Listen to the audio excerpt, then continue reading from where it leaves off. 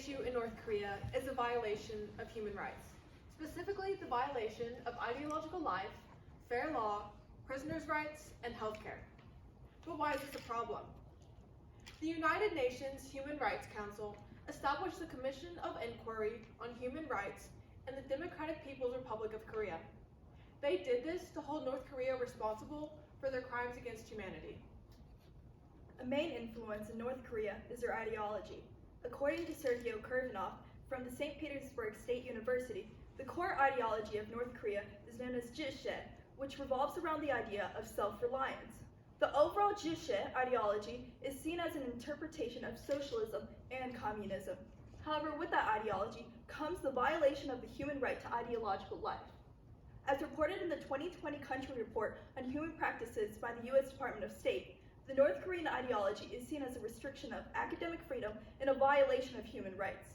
Therefore, the ideology is a breach on the right to individual thought, as North Korea is dominating their people's rights and using biased education as a way of control. The ideology placed upon North Korean people also affects their law system. North Korea uses an unjust system in order to gain control over their people.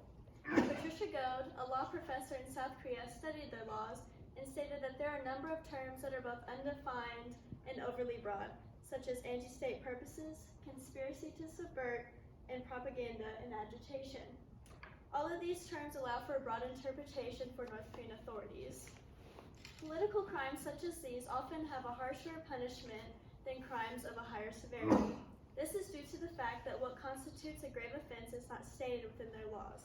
Therefore, as far as determining what crime to charge an individual with is very subjective. The Democratic People's Republic of Korea also violates the human rights of North Korean prisoners. Teodora Gayatchanova, the Director of International Communications at the Database Center for North Korean Human Rights, states that prisoners in North Korea endure physically demanding jobs and that they lack proper safety equipment and adequate personal hygiene facilities. Prisoners in North Korea also experience extreme torture while in these prison camps, because the Kim regime uses torture as a form of severe punishment and interrogation. According to the Journal of International Human Rights, these prisoners are beaten so badly that it is causing prisoners' eyes to fall out or leg bones to be exposed. These prisoners' human rights to be free from degrading and inhumane torture are infringed by the Kim regime. In fact, according to the Journal of International Human Rights, 25% of North Korean prisoners are worked to death. Furthermore, there is also a lack of adequate healthcare in North Korea. According to the World Health Organization, North Korea has one of the world's lowest per capita healthcare expenditures, spending roughly $1 per person per year. This also ties in to the poor infrastructure of the North Korean hospitals, which shows its way in broken heaters and power outages. This makes North Korean hospitals an inadequate place to receive medical treatment. Now, surgery is different in North Korea than it is in the US. Doctors do not make enough to support their family, so they must resort to illegally selling medications.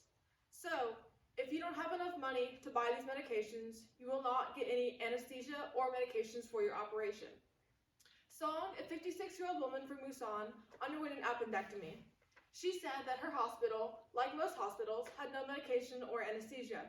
So during her hour and 10-minute long surgery, she was held down and said that she was in so much pain that she thought she was going to die. Now, what are the best solutions to help stop the human rights issue in North Korea? Well, we as a group have explored the possibility of two solutions: the enforcement of economic sanctions against North Korea and foreign authorities, and the establishment of humanitarian aid. For sanctions, according to a report by the George W. Bush Institute, we could strengthen strategy aimed at isolating and strengthening or weakening North Korea. This would be done so by restricting more economic activities and targeting a larger list of individuals and businesses that are associated with North Korea. Also, according to the U.S. Department of Treasury, we could implement sanctions against foreign aid, such as Russia and China, as they are the main supporters of North Korea. We could also prohibit transactions, such as exportation and importation, on goods, services, and technology in between the U.S., North Korea, and these foreign authorities. Now, the pros to this solution is that this is an active attempt of accountability towards North Korea for the human rights abuses. Also, this solution is effective as a punishment, as we are specifically targeting the North Korean economy. However, the disadvantages to this solution is this could possibly increase political tensions, not just in between the US and North Korea, but also these foreign aids. Also, this solution could be difficult to implement, as there must be widespread agreement and a serious instrument of foreign policies. Therefore, sanctions should only be employed after a great amount of consideration. The second solution is humanitarian assistance. It is a requirement in U.S. law that assistance is to be given, aid is to be given without political strings attached. Aid is to be given based on need, the ability to monitor delivery, and the ability to meet the demand with funds. Distribution of aid is monitored by the United States so that they can ensure that their resources are going to those individuals who need it and not being diverted for military purposes. Humanitarian assistance is to be given to the North Korean people on humanitarian grounds, separate from political and strategic considerations. The benefits to this solution are that these interventions can create a safe place for these individuals to escape injustice and violence. Monitoring ensures that these services are given directly to these people, and it can also boost trade, because as a nation is lifted out of poverty, their civilians are able to have the resources in which they can trade. Some of the drawbacks to humanitarian assistance is that it would be extremely expensive. International aid would not be able to reach all those who need it, and it also can be politically divisive. Oftentimes, nations who are allied to countries who commit these violations will try to prevent this service and limit their success. There are implications to both. Sanctions would emphasize U.S. concern and deliver an actual punishment towards North Korea. This emphasis could help promote change in their laws, their medical care, and the treatment of prisoners. However, sanctions will not affect the ideology, as there would need to be more extreme political modifications in order to influence a country's ideological way of life. Humanitarian aid would improve human conditions for vulnerable citizens without politics involved. Similar to sanctions, the humanitarian aid could help improve situations for prisoners and those who lack medical care. However, the ideological way of life and law system would not be influenced, as this is targeted towards civilians and not the government. Although both of these possible solutions could be highly beneficial, there are still some limitations to both sanctions and humanitarian aid. According to Eleanor Albert at the Council on Foreign Relations, one of the greatest limitations to sanctions is that it often is enforcement. Enforcement is the responsibility of individual states, and national authorities often have insufficient resources to carry out complex investigations and other enforcement activities. Another limitation to sanctions is that it is often felt most by ordinary families, not the elites who are the intended targets. Therefore, sanctions might impact the human rights issue in a negative way, rather than a positive way as intended. There are also limitations to humanitarian aid. According to Robert King at the Korea Economic Institute, the restrictions imposed by the North Korean government make it almost impossible to meet U.S. legal requirements to monitor the distribution of aid.